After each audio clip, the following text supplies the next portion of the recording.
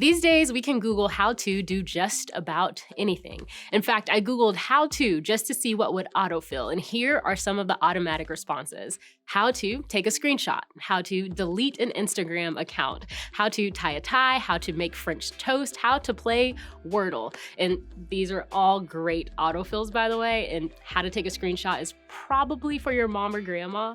The delete Instagram one is definitely for someone going through a breakup, so sorry about that. How to tie a tie, good luck. Even if you watched a step-by-step YouTube video, it's still not easy. And French toast? It's delicious. And if you've never played Wordle, it's awesome.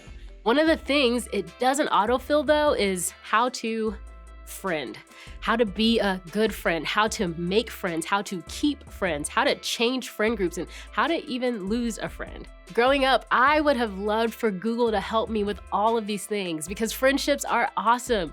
Who wouldn't want someone who just gets your sense of humor or shares your love for Taco Bell? Who wouldn't want that friend who is there for you no matter what? Or to have someone to vent to about that one teacher without feeling judged, Like friendships are good, but friendships can be difficult because friendships are always changing.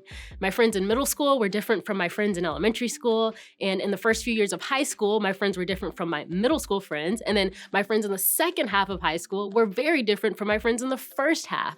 There were so many different dynamics to so many different friendships.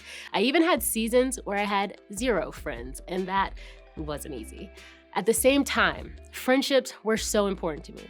I cared about them a lot. If I had my choice as to who I'd spend time with, I would have chosen my friends every time. Still, it was a whole world that was never explained to me. I wish someone would have said, this is how to friend.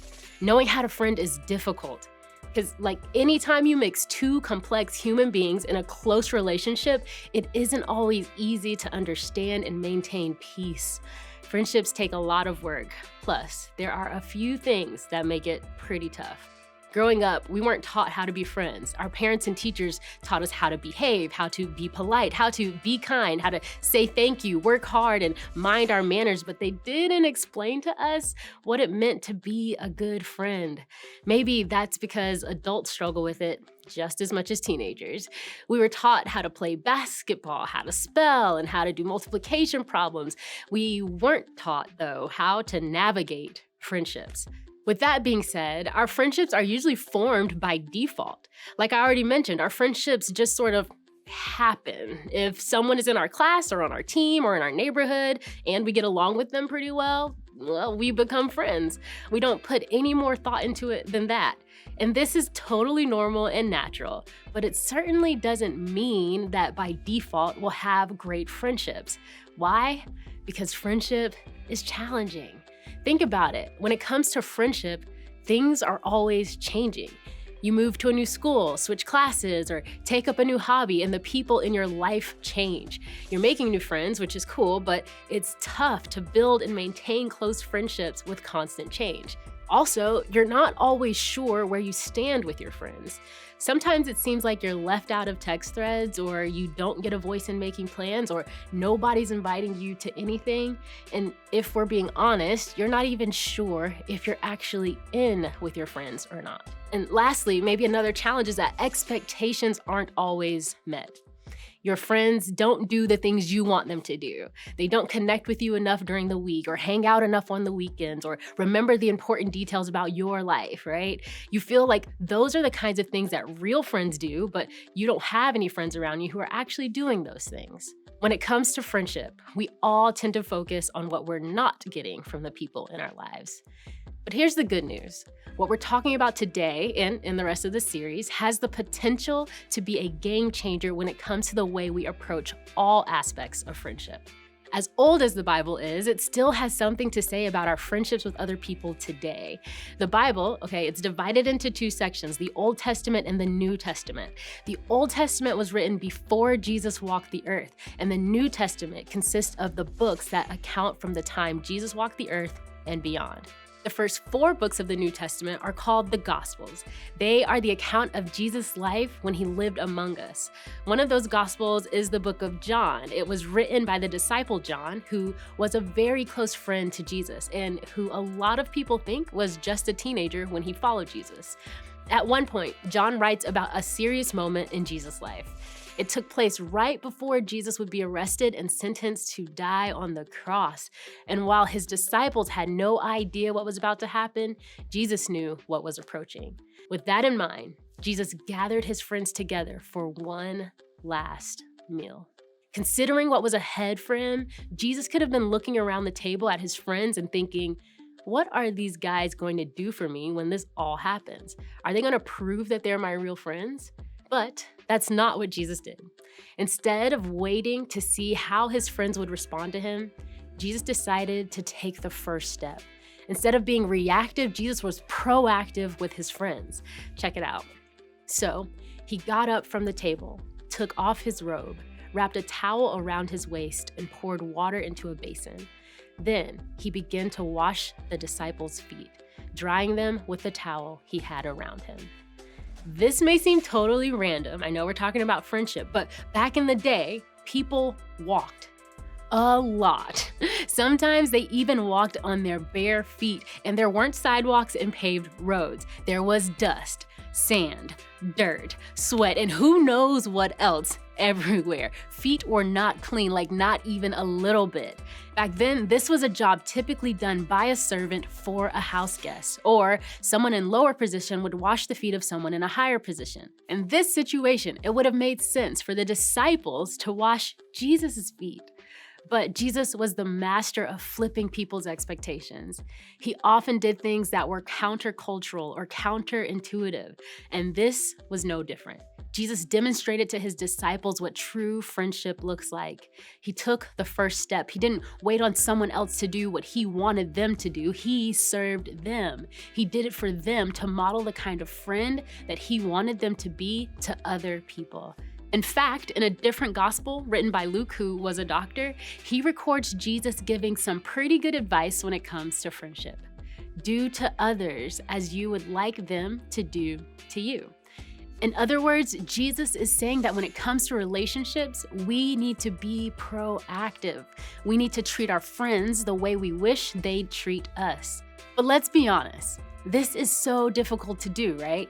Usually, we take the opposite approach. We react. We treat people the way they treat us.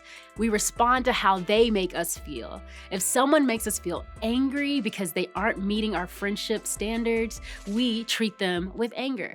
If someone leaves us out of a group text, you better believe we're gonna leave them out of our next group text. But if we really think about it, we can agree that that's not the way we want our friendships to work. We want our friends to value us, include us, notice us, and be kind to us. We want to feel important to our real friends. And we don't want them to pay us back evenly for every mistake that we make. We want them to be patient with us and to show us grace and forgiveness. Think about what Jesus said in today's terms. Like, what if I message others as I would like to be messaged? What if I invite others as I would like to be invited? What if I talk to others as I would like to be talked to? What if I forgive others as I would like to be forgiven? What if I listen to others as I would like for them to listen to me? And what if I post about others on social media as I would like to be posted about? I mean, think about this. Jesus could have made all of his friendships about him. He was the ringleader, right? He had the highest status and position. He could have used his power to leverage the relationships for himself, but instead, he served. He put his friends first. He was humble, supportive, encouraging, and forgiving. And that's what we can do for our friends. Think of it this way. Being a friend means serving your friends. We want our friends to make the first move, treat us well, and put our needs first, but we can be the kind of friend we want to have without waiting on anyone else to make the first move. We can follow Jesus' example in our friendships and serve others right now. There are a million ways that you and I can serve our friends and put them first without waiting for them to do it first. But for the sake of today, let's talk about 3 simple steps. First, think about your friendships. Don't just think about your needs and what they're doing or not doing for you. Think about their situation, their feelings, their worries, or their insecurities. Try to be gracious and empathetic with them. They have moments of anxiety and fear just like you do. They get down just like you do. They have highs and lows just like you do. In fact, let's just practice this real quick. I'm gonna put some stuff on the screen, and in this oh so simple exercise on thinking about your friends, all you have to do is fill in the blanks with a friend's name and something that's going on in their lives. Don't answer out loud, okay? This can be a friend, a teammate, classmate, family member, or just someone you know. Take a second and do that right now.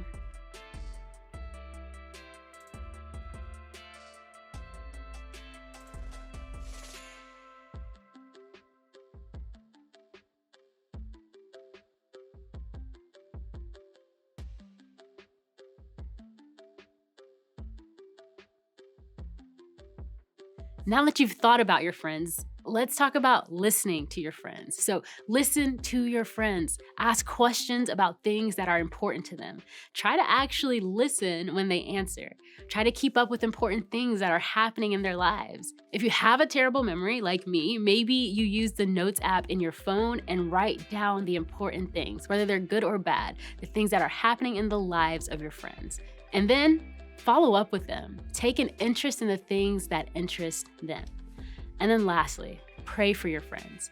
If your friends are going through something difficult, pray for them. If things are falling apart in their family, pray for them. If they have important things coming up in their lives, pray for them. Even short, quick, simple prayers are a big deal. And then tell them that you're praying for them if you want. So we just went over 3 things, and if you do those things, it doesn't mean that everything is going to work out perfectly in your friendships all the time. Like, this won't magically fix your friendships. At the end of the day, a friendship is still 2 imperfect people existing in the same place. And anytime imperfect people are around each other, stuff can go wrong. But this will be so powerful for you moving forward. This is a great place to start when it comes to how to friend. For the rest of your life, you're going to be in friendships and relationships. Learning how to serve, make the first move, and put others first will create an incredible foundation for you to be an incredible friend from now and into the future. And at the end of the day, the only friend you can control is you. Being a friend means serving your friends. It means taking the lead to look out for them and their interests without waiting for someone to do something for you. Imagine if you become comfortable making the first move. Imagine if you started the group text instead of waiting for someone else to start it. Imagine if you didn't retaliate, but instead you forgave and showed grace. Imagine if you were the kind of friend you wanted to have. Being this kind of friend will take work, but trust me, the work is worth it. It all starts by you doing to others as you want them to do to you.